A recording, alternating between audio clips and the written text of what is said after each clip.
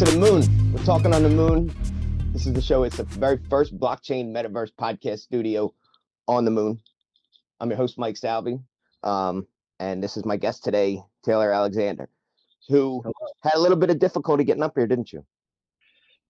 My first time coming all the way to the moon, it was not stress-free, and I got a little lost, but I'm here now, and it damn near killed me getting up all the way up here. But you tried, and I appreciate it. And I'll accept some of the responsibility here. I mean, you definitely could have come up with me, but you were certain that you could make it up here on your own. And I was like, I trust you. I believe you can. So, I did kind of leave you to the wolves a little bit about getting up here, but I got you on the way back because while most people can't see this, I have a spaceship. You know what? I'll show the spaceship real quick because I don't usually get a chance to show everybody and give them the whole tour of the moon. But there's my spaceship, so we'll jump on that as soon as we get out of here. All right. So Taylor Alexander, songwriter, musician, artist, NFT creator, and you've put those two things together. Welcome to the moon. I met you a couple months ago down in Miami, and just having these conversations about, first of all, I mean, me being a comedian and trying to figure out my way of plugging all this work into the NFT world, and to see that you've done that too already as a musician was awesome. And we just hit it off because you're cool as shit. So, tell me a little bit about you. Well, I know a little bit about you, but tell the audience a little bit about who you are. Yeah, totally. Well, thank you for those kind words, first of all. I had a blast in Miami. I was new to the Yoshi Drops team, and I hadn't been to Miami in 10 years. I hadn't seen any NFT people in person. And I think we might have met like in Ken Bozak's hotel room or something like that. And I didn't even know comedians were in the space, and I was like, "Oh, sweet! I love comedy. Like, this is great." I had no idea that it was even a thing yet, so I was delighted to hear that. And yeah, man. So I'm Taylor Alexander. I'm a musician and artist and NFT creator of both, and I'm now the podcast host for Yoshi Drops. We're going to be launching here in the next the coming weeks. So we're going to be doing two shows. One is a interview style podcast called Yoshi Drops the Mic, and we kind of highlight and let the artists tell their story in their own words. And then I kind of narrate our conversation, so it's not a live conversation like a lot of like this. It's more a little bit more pieced together, somewhere between a NFT NPR kind of artist showcase, something like that. So that's Yoshi Drops. Cool. And then we're also going to be doing NFT FAQ, which is a little mini podcast, anywhere between 3 to 5 minutes, where we just answer commonly asked questions by those who are kind of crypto curious, maybe those who aren't sure about what is going on. We kind of give them a very warm and kind of non-biased explanation for what the space is, and kind of let them choose their journey. So that's all that I'm doing in the space right now. I had my first big drop as an artist with Yoshi Drops in September, and now I'm on the team and hanging out in Twitter Spaces and here on the moon as well. Yeah, it's amazing where it brings you. It brings you into the literally like all over the place, like in the digital Twitter space world. Now you're up here on the moon. Disclaimer, we try to.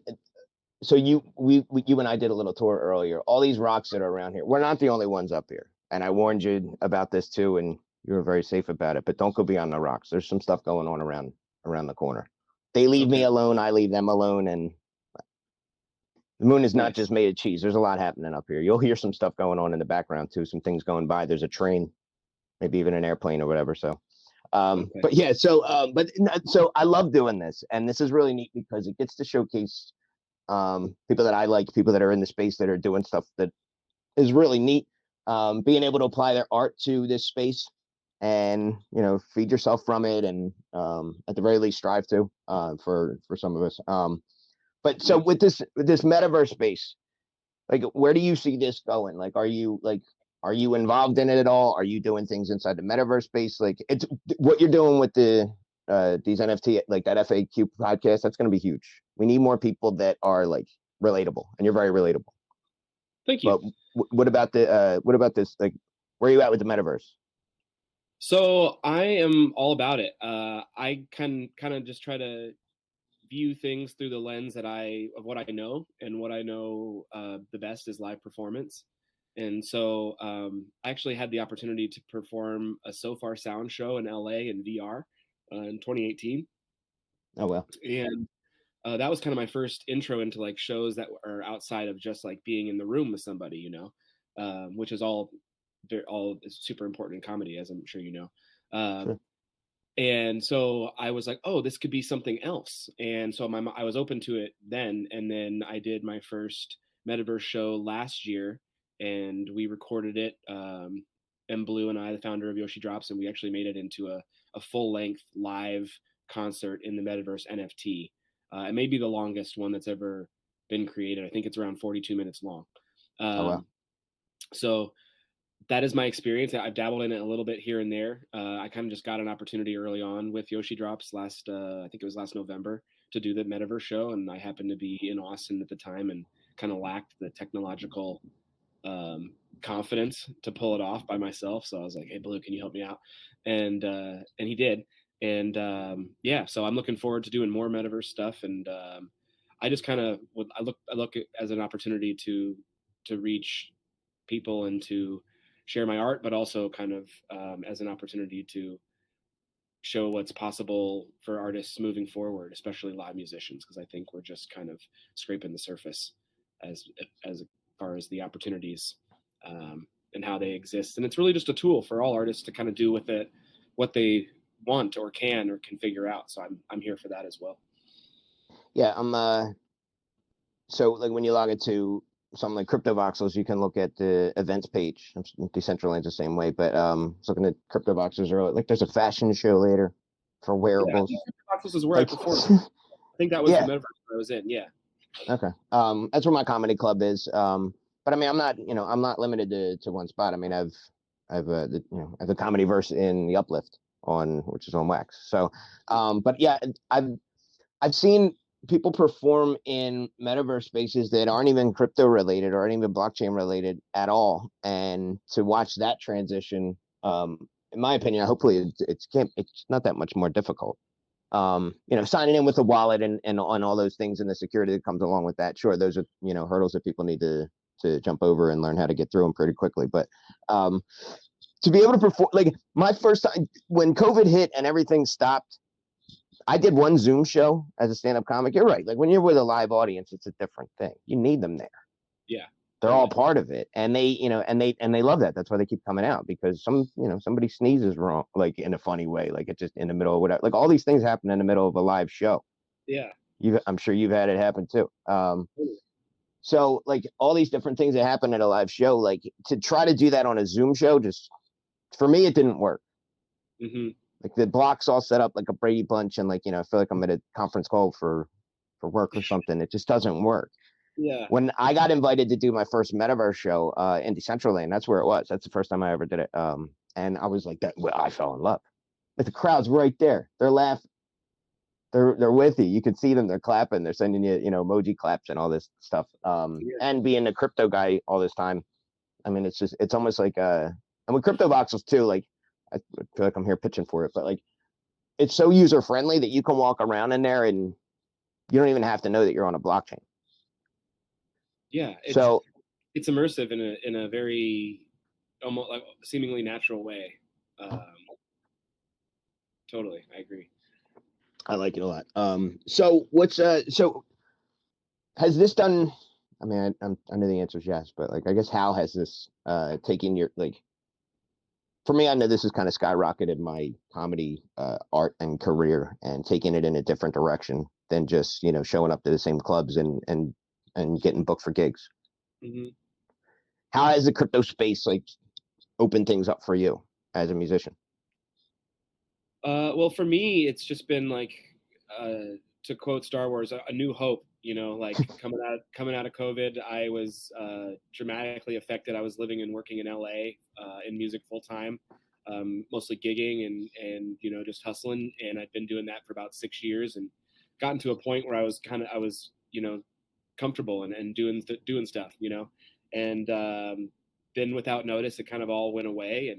And a series of unfortunate events led me to having to move back to my hometown of Ohio in Cincinnati, and I was just kind of, you know, mourning that transition in life, but I'm super glad I had a place to come back to.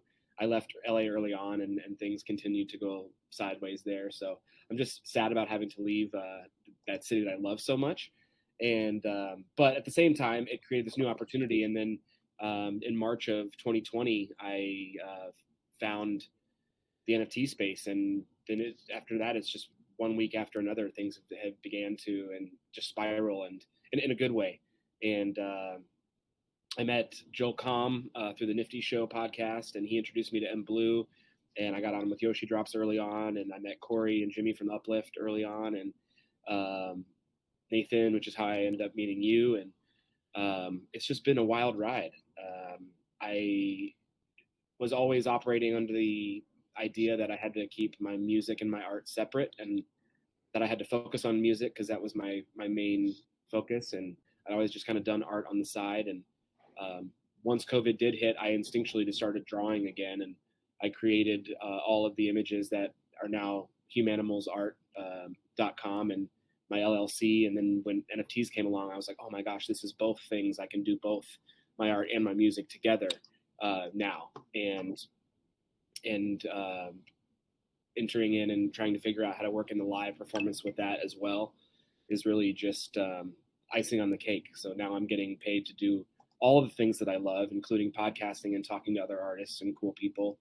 And it's just been a complete turnaround for me in all the ways. It helped me get out of my mental health skid I was in because of COVID, and really tackle a lot of stuff that I've been struggling with my whole life. So I owe my future to the NFT space and to the crypto space. And I'm so grateful for it, and just can't sing its praises enough and what it's done for me. I love that I love that you took it there. Most of us do after about 5-10 minutes of like what got you into this and what keeps you going is not just the community, but like, and the community, I don't even think they realize they're doing it when they're doing it, but to be able to pull you out of funk that we all get in, to whatever degree, whatever level it hits you. That's one of those things, like, even me with stand-up comedy, it was just one of these things where I was supposed to do some show years back, like 4+ years ago. I was supposed to do a show, didn't do it. But I was like brand new to comedy. I think I did like 3 open mics, and then I don't know, I just ended up not doing the show. And then a friend of mine a couple days later was like, "The hell's going on?" Like, I'm just whatever, blah blah blah, all this crap's going on. And he was like, "Enough." He was like, "I got this party in a couple weeks. I want you to come perform." I was like, "I'll think about it." He was like, "No, I'm not telling you to think about it. You're coming." Yeah. Matter of fact, he said, "No, you're fucking going." And that was my friend Keith. I was like, "All right, I'm fucking going." And did 15 minutes on stage. A good chunk of it was about Bitcoin stuff. Just that's what I was into. It's life. And most of the crowd was Bitcoin people. My friend Nathan ran up to me, not the same Nathan you're talking about, but Nathan Hawk ran up to me afterwards, and he was like, "Dude, I thought that was gonna suck." And I was like, and he was like, "It fucking didn't. It was great." I was like, "Okay." He's like, "Listen, I'm putting this tour together of a conference, and all these security people are gonna be there, and crypto related and all these different things." He was like, "And I'd love to have at the end of the day, like an entertainment part, and would you come to basically every show?" So I was like, "Sure." So we did like a dozen and change cities in like a couple months. Did my first tour, and it was like brand new to all this stuff. But I was like, holy shit, like for real, if it wasn't for my exposure to the Bitcoin and crypto stuff, like sometimes these opportunities just come, and if you just run with them and take them and take a shot. I mean, now here I get to say, like, bragging, like, not bragging, but bragging with a lowercase b, at least, like, here's what I've done. Here's my resume over the past few years. And not only I could tell you jokes about whatever, and I can tell you jokes about it, crypto, non-crypto. I do Bitcoin jokes to non-crypto crowds just to see how the hell they go, and even they're getting it. So it's like, it's a really cool, thing to. That's why I asked you, like, how many more doors has it opened? And obviously, for you say you owe your life to it. I get the feeling, I get the sentiment for sure. Yeah, man, it's just been so exciting. It's reinvigorated all of my love for music and art like I had in the beginning. I likened my discovery of NFTs to the same how I felt when I first got into music and how I first when I first started to learn how to play and sing and put it all together. You know, it was that exciting. And adding the ownership element and how it has an opportunity to flip the script and have it be about ownership over exploitation for artists, like that's a once in an existence type of opportunity, you know. And to have 10 years of experience under my belt as that's happening, I feel blessed and super grateful. And um, it's just helped me see more of what the future was going to be, you know. For I used to say when I was out in LA, it felt like I was just treading water out in the deep end, you know, for a long time. And I was way further out and way further than I ever expected I'd get, you know. So I was like, I was used to the uncertainty a bit when COVID hit. I was like, oh, you know, I'm everybody else can understand the uncertainty that I've grown accustomed to, having no idea what was going to happen. But that was an initial thought I had. And um, You were kind of yeah, already prepared for it. You at least had the formula to be prepared for it anyway. or it was yeah, it was at least used to the uncertainty part. The brand new uncertainty didn't shock me in the way that I think it shocked a lot of people. Um, but I think that so I've always taken, I don't know if I've shared this with you, but I've always taken kind of a stand-ups approach to my music career. I was in bands and I was in groups, and it's such a difficult thing to manage on top of making the product, making the music, you know. So I was able to figure out ways to perform by myself and able to make money performing live by myself. And I love comedy and stand up. And I actually ended up doing touring with my buddy who's a stand up comic, Rajiv Satyal. He's also from Cincinnati, and we did an 18 city tour in 2017 with his. It was basically like a 2-man show. His thesis on music and how we got to where we are today, using music as a guide, and I was his onstage sidekick, playing cues and hitting like little snippets on Spotify and stuff. And Oh, that's um, awesome. I I got to live out my comedy fanboy dreams That's as a awesome. Yeah. headliner, you know, because I've always thought like, oh man, if music doesn't work out, maybe I'll try stand up. So I was able to have that experience. I think that was 2017, so only a few years ago, and it just I think that there's hope for creating the infrastructure that comedy has for live touring musicians, and so that's kind of my goal moving forward, and my big project and big aspirations where they lie. We talked about that a lot, like in person, back on Earth. But I remember that, and like, Yeah, you know, and stuff. you just even our conversations. Like, I mean, you're naturally funny. But you talked about that, and like when we started talking about stand up comedy, like, I mean, we really kind of like fanboyed out back and forth about like who we like and whatever. And you know, you weren't one of these guys that just was like, oh, so do you listen to Carrot Top? Like we had like a really genuine conversation about like as comedy fans. And so I mean, I could picture that, like, and I could see that, and I haven't seen you perform like anywhere, like on the street or like on a stage or whatever. But I get that. I can imagine you on the street or even on stage, like in between songs, just cracking jokes or whatever, like keeping the crowd entertained. And that's huge. That is important. There's a lot of similarities to it. Stand up's very difficult, and being a lone musician is very difficult too. I mean, the similarities are there's no backup dancers. At Yeah, least you have a guitar or whatever. But when there's that lull, it's like you either better fill it or you better make that lull work, because there's the right, entire every whatever 6 7 seconds they're like waiting for you to make them laugh again right, or and bring it back. entertain them. So It's gonna work, you know. Like I yeah, I like to do some impressions and I like to keep it fun. I don't do a bunch of joke telling because I feel like that's your all's job, and I would never want to.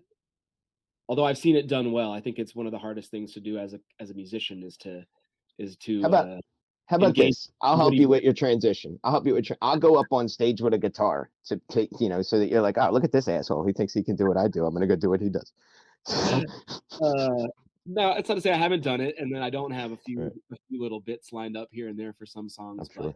so much of it is just reading the room. Like that's really what I mean. Like I take it. I used to write down set lists all the time when I was coming up, and then I realized, oh, I'm abandoning these set lists almost every show because I'm No. paying attention to people in the room, and I'm letting the vibes of those around me kind of dictate with my palette what I can give them. You know.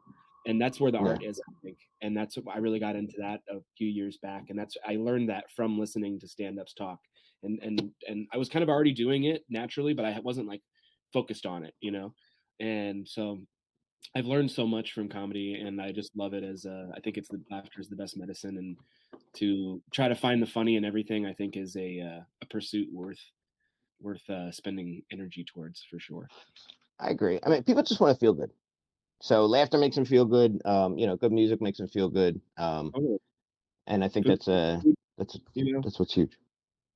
good food, meaningful conversation. All of those are art forms that I think that are in should be and will become continue to be in high demand moving forward. I do. The part of the musicians that I don't get to do is like, taking them on that journey with the song or whatever. My friend Jordan Page is he's a solo performer too. It's just him and the guitar and some stories. And he's the Mhm. same way. I mean, he's naturally funny too when he's up and he's performing. But he takes you on these like on these journeys like all through. Like there's one song that he wrote. With it started out as a letter to his son when he was about to get on an airplane because he was like, oh, it's going to be the last time I get a chance to communicate with him, so I want to leave him this thing. And it ended up turning into a song. But like, he walks you through the whole story. Um, and that stuff's very entertaining. I should have him on here and let him tell this story, but I'll just tell it. He doesn't. He keeps his body drug and alcohol free. Mhm. But he went to a tour. He went to a show, and he's getting ready to perform. He's getting set up, and like a fan came up and was like, "Jordan, oh my god!" And the guy's like got this bag of cookies, and you can probably already tell where the story's going. Yeah, And yeah. he's like, "Hey man, you want a cookie?" And he's like, "Who doesn't want a cookie?" He's like, Right. he ate the whole thing. And about whatever, halfway through his set, he started getting so emotional in his song and he started crying. The crowd starts crying. They're all like having this big, huge emotional moment. And like afterwards, he got off the stage. He's like, "Yeah, what the hell was that a pot cookie?" And he's like, "Yeah." And he's like, "What do you mean? Yeah." It's like, "That was it. Yeah, I thought you wanted one." He was like, "Dude, I just wanted a fucking cookie. Like I was hungry. I was about to perform. Like, Oh we're good." man. But those stories happen. But you only get that stuff live. So sorry for throwing your business out there, Jordan, but everybody else knows the story anyway. So, Well, so what else? I have a Oh, similar go story ahead. You I too? can share that will cover it right up. So, actually, it's two stories in one that had the similar outcome. So, the very was soon after COVID hit, I had a one of my very first streaming shows, similar to what you were talking about earlier. And I was also experimenting with microdosing with a close friend of mine during COVID because I was like, what else are we going to do? Like, hang Hmm. out outside on the driveway and watch the helicopters fly over and, do a little microdose. And so we were hanging out, and then all of a sudden, like, I was like, "Oh, no, I have a streaming show in 10 minutes." And so I had to like get my computer ready and like set it up, and like I was able to hit the downbeat right on 10 minutes, and uh it ended up being a really great show.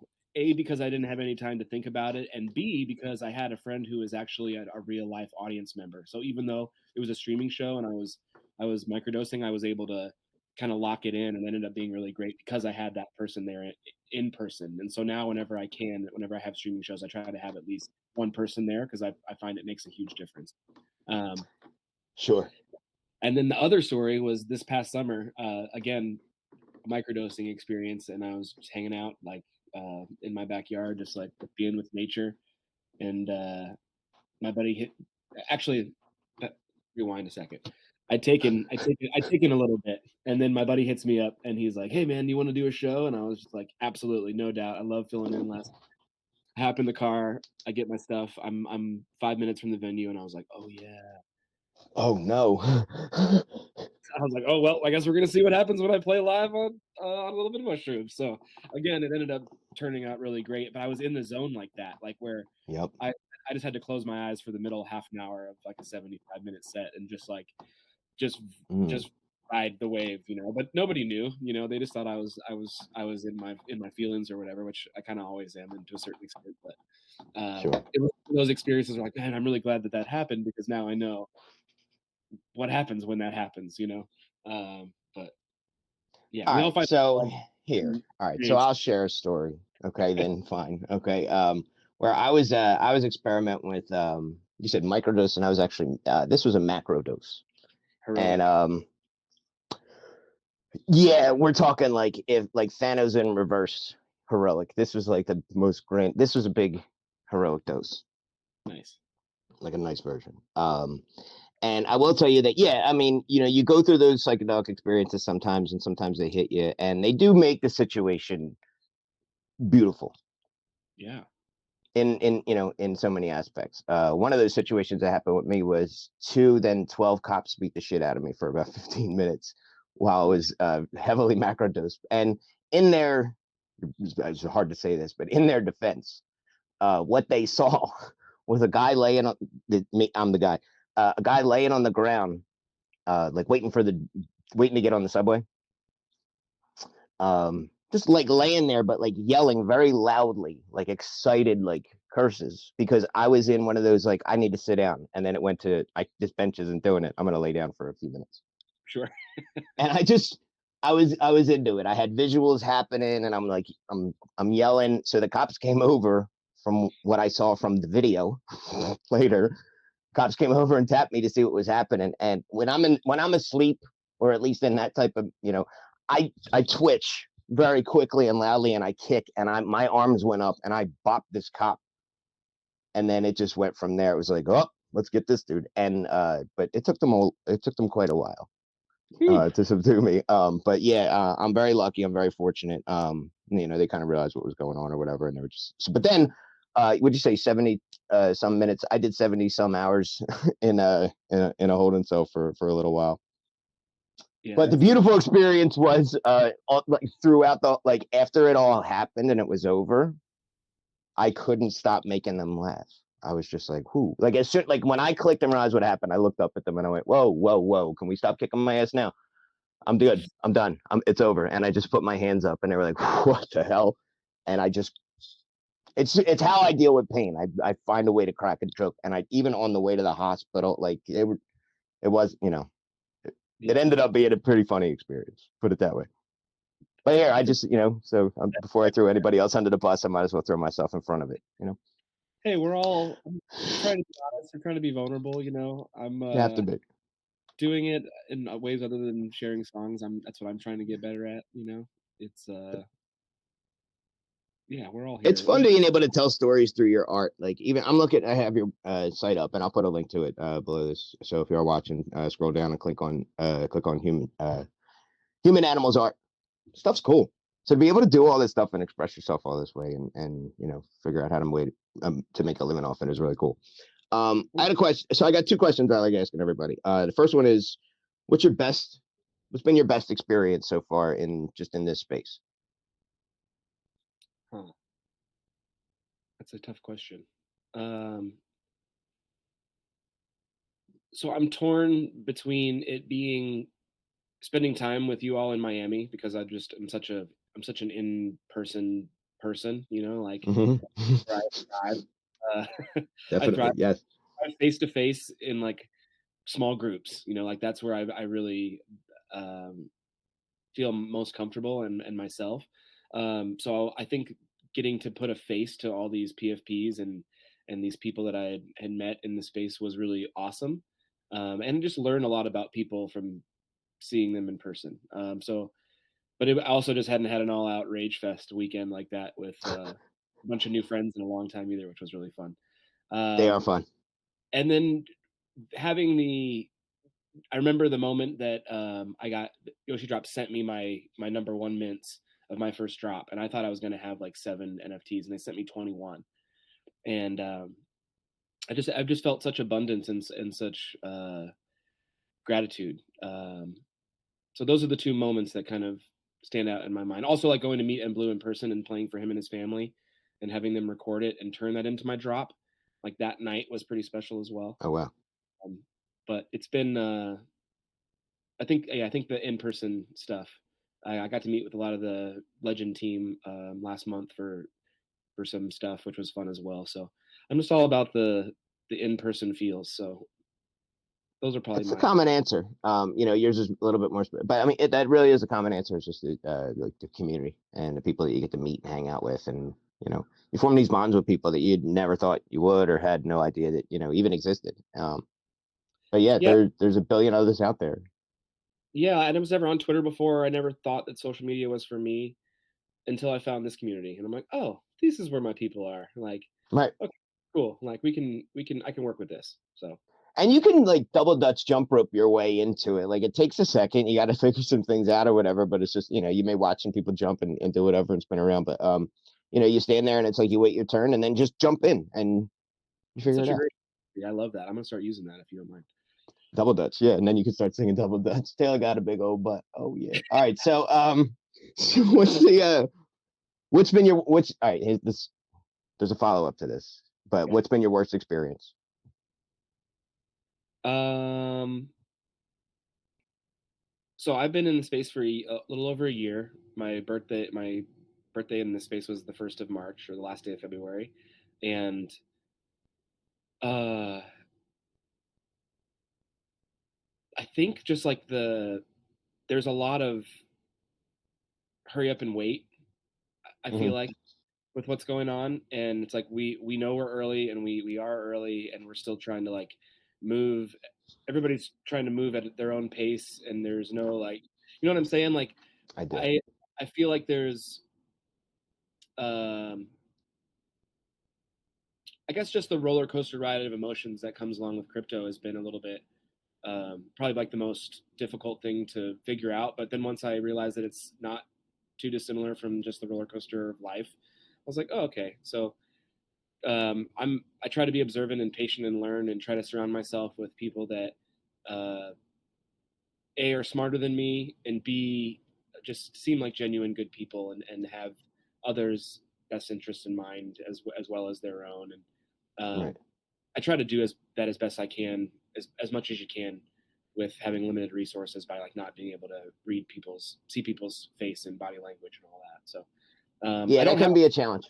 negative stuff to say though. To be honest, I'm searching for something, but No, it uh, sounds like it. So, and this is good because especially somebody that's, even though you're a year in is new. It's still yeah, very new. So with that being said, what should new people know going in, like coming into this space? just be patient and take your time to learn. It's not anything that's going to just go away. I don't think, and I think I truly believe that there's an NFT project for everybody. Um, I also think it's a great way to learn how to take risks in a non real world way that can prepare you to take bigger risks in a real world way for our Wow. younger generation who's growing up with less of those experiences. Um, Wow. Yeah, you're right. You're because right. Let's say like kids don't, if kids don't ride their bikes often enough, but they're, yeah, learn, the risk of like not flying through the stop sign or whatever. No, I get it. Yeah. Okay. I get that. just like it's so easy to just say things online without consequence, and it's just I feel like having entry level way to mess around with finances and art and crypto and NFTs provide all of that. So I think it's just I see it as like a playground, for all of us as we innovate and move forward. But um, I have a little sister who's 20 years younger than me. She's 14, and I'm just concerned about her and her generation and what the last 2 years have done to them and just how that's going to Yeah. affect developmental moving forward. And I think it's going to be um, pivotal for folks like us who grew up without the internet, to be able to install that wisdom for them as they become adults and as we navigate whatever the future is going to be like. Yeah. I have I have a daughter, I have a nephew. I just know younger people, right? So, I mean, Yeah. it just like looking around, like they don't know what it's like to not have an internet, right? So they're, and especially in the past few years, you're absolutely right. I mean, it's definitely affected them in a way that, I may never understand how it's going to like because I was raised without the internet. I was raised in different ways. I was raised that, so, to see all this happen, but their lives were more steered towards being online. Yeah. They play like, these like Fortnite games, like these first play games, like where you can get all this stuff, but at the end of it, you have nothing to show for it. And to say, look, you could, like, I remember I said this to my nephew when he's 10 now, but I said it to him when he was 8, and I'm showing him like different things on wax. And he's like, I'm like, imagine if you were able to sell, like, earn all your guns and all your like whatever on Fortnite and be able to sell them and make money for it. He's like, yo, what? I always quote him. He goes, send me that link. I'm like, you don't even have a phone, kid. Like, I mean, send me that link. Like, it just hears what the adults say, but like, That's it's a what's kind of simple transition for them to be able to move their way over here totally and to not get stuck in algorithms, to not get like 3 cents for every 40,000 views you get, or whatever the hell their algorithm or whatever the numbers are. Like, this is real. You can develop right. with your community. You build your own Discord, you build your own Telegram group, you're interacting with people. You don't get lost in like, well, you're not popular enough, not enough likes are here. Like, people are seeing all this shit right in front of them. Totally. And like I I said, love I it. think that these things can manifest online and then spill over into the real world, just like the opposite. Like we're trying so much to do the opposite. I think that there could be a more symbiotic type of relationship with everything moving forward, as will be the last generation of non-digital natives uh, as Right. continues to emerge. Right. I'm excited about that position because it's like like, especially when we get older, we're going to be like relics. We're going to be Yeah. like, what was it like to not have a phone until you were 16? Like, I get to be the old man in the cave, or like, standing out by the rock. Well, with your staff, and you stick your staff down, and you say, like Obi-Wan Kenobi, you pull your hood off. Well, kids, grab a seat. I mean, this is like, you used to have to make what's that? it's like What's you that? used to have to make contact. Right. So, Sorry. no, I'm excited to be a part of, like, to experience both, but this is still, you're right. I mean, it's still just barely scratching the surface. I mean, it's barely in the front door. It's fun, man. That's the other thing, is that So it's fun. Remember it when is. we used to have fun? Uh-huh. You Yeah. know, I And think that's that's what's great about this. Like, I say this on the show often, but like, I built a couple of these podcast studios just in the back end, just trying them out and seeing. One of the ones that I built was in a building with a desk and microphones and like stuff on the wall, and it looked cool. Like, it looked like you go in and you're like in a regular podcast studio, but I'm like, wait, I can make this whatever I want, can't I? I'm gonna go to the moon. You know why? Because everybody talks about the moon. It's silly. I get to be you get to pick these avatars. You're a ghost. I'm a duck. This is just cool. Quack, right? So, fun to do it's that. just great. And it's cool because when you do it, the sheet moves and your head moves. Do it again. So great, man. I love this.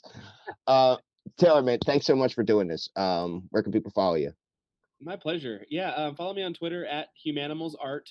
I had no idea when I created that name how hard it was going to be for everyone to say. But the idea is that it is like we are humans and we are animals, and we forget our animal instincts sometimes, and we also forget that we're all human, and it's easy to see others as other.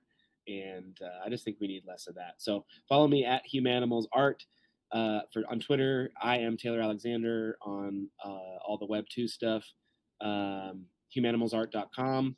And I'm gonna put this picture of the panda up that you have on your website where he's picking his teeth. And I mean, when you like, I get it. Yeah, it's a little tough to say humanimalsart.com when you're trying to give the website out, but this is it, man. Because I've definitely picked my teeth like that, and I've had that look on my face while I was doing stuff. So it's yeah, so definitely a human side to this panda. if you look closely, he's got a disposable straw. Remember when Hmm. everybody pretend Oh like that? yeah, that is the disposable straw. I thought it was just like a little piece of bamboo, but no, that's definitely a little flexi straw. So it was the original photo that I used for perspective was a piece of bamboo, but Okay, I put the little disposable straw in there as a little bit of a tongue in cheek reference to sure, some of the wildlife stuff. How we like, oh yeah, we care about the environment, but like, what are we really doing to save it? right, And just frustration about that. It's like I'm frustrated about feeling like there's not a lot we can do. right. So So you can do stuff like this. This is great. All right, ladies and gentlemen, humananimalsart.com. Taylor Alexander, thanks for being here. Let's hop in the ship, and I'll get you back home safely, easily, no problem. let's do it. Do you think we can make it back in time for dinner? Oh yeah, yeah, yeah. Well, it's yeah. Cool. Yeah, I'll do my best. All Right right. on. Thanks for joining us. Night, everybody. Night, y'all.